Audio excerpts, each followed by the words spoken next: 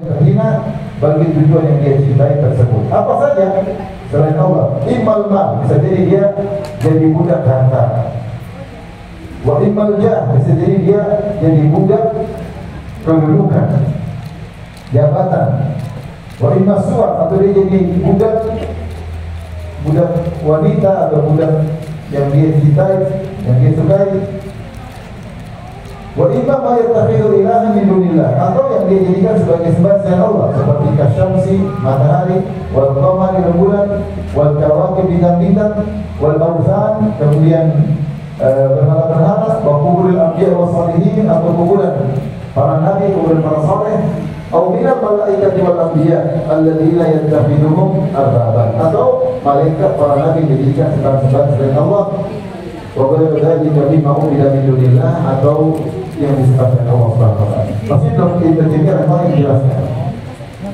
Kemerdekaan yang sesungguhnya adalah seorang tunduk dan fokus beribadah kepada Allah.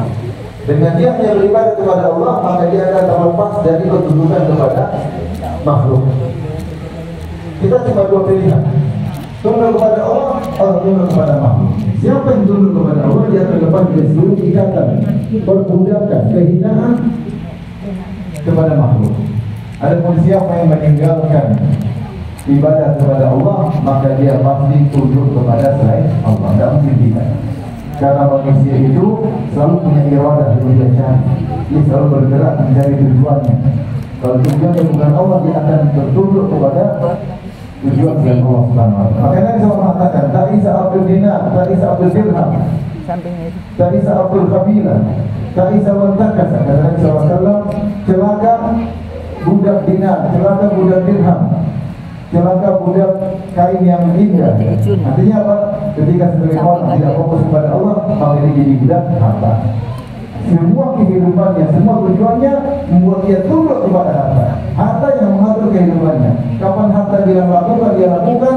Kapan harta bilang jangan. Maka ada orang rela ribut dengan saudaranya, rela membunuh orang lain ketika hartanya bilang bunuh dia supaya kau dapat saya.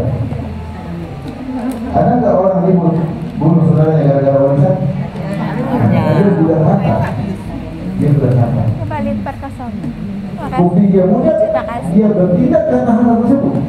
Dia menyangka bahwasanya harta tersebut adalah anak buahnya, kenyataannya dialah anak buah harta tersebut.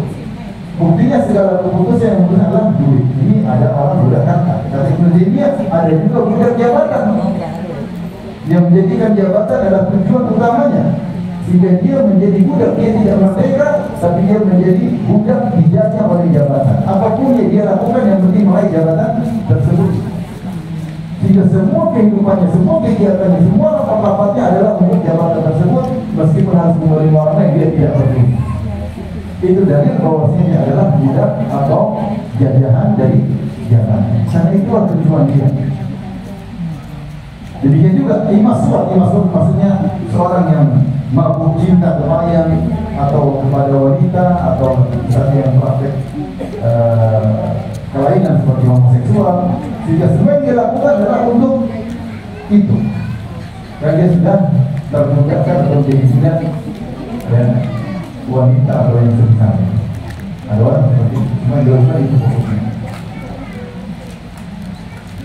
Ini salah satu bentuk menggunakan yang mungkin tidak kita bayangkan. Atau dalam bentuk kesembahan, orang yang matahari, semuanya untuk matahari, untuk rembulan, semuanya untuk penghuni kubur, semua yang dia pikirkan bagaimana ke penghuni kubur, ada masalah ke penghuni kubur, ingin sesuatu ke penghuni kubur, ke wali-wali, ya, minta kepada mereka, tak kala dia tidak beribadah, tidak bertauhid kepada Allah Subhanahu Wa Taala. Yang terakhir akan nanti